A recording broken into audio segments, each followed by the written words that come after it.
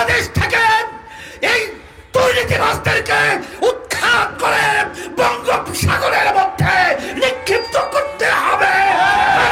তখন নাকি কোনো প্রশাসন ছিল না, তখন আমরা সারা বাংলাদেশে মানুষের রাস্তায় চলার জন্য, তাদের কষ্ট লাঘবের জন্য আমরা ট্রাফিকের সিগন্যালের দায়িত্ব পালন করেছি।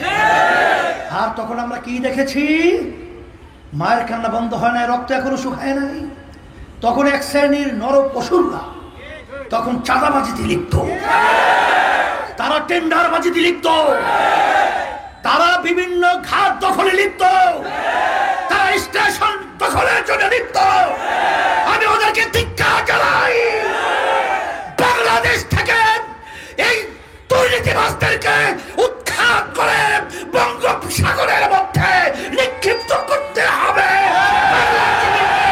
এই দুর্নীতিবাজ মুক্ত করতে হবে। এর জন্য আমি বলেছিলাম যে আপনারা যারা নির্বাচনের জন্য পাগল হয়েছেন, আগে আপনারা আমাদেরকে দেখান যে আপনারা নিয়ন্ত্রণ করতে পেরেছেন। যদি নিয়ন্ত্রণ করতে না পারেন, ক্ষমতায় যাওয়ার পরে আপনারা যে কি কাণ্ড করবেন এটা আমাদের জানা আছে। এই জন্য সংস্কার প্রয়োজনীয় আগে, আর যৌক্তিক সময় নির্বাচন পরে, আর সাথে সাথে স্থানীয় নির্বাচন হবে আগে, জাতীয় নির্বাচন হবে পরে।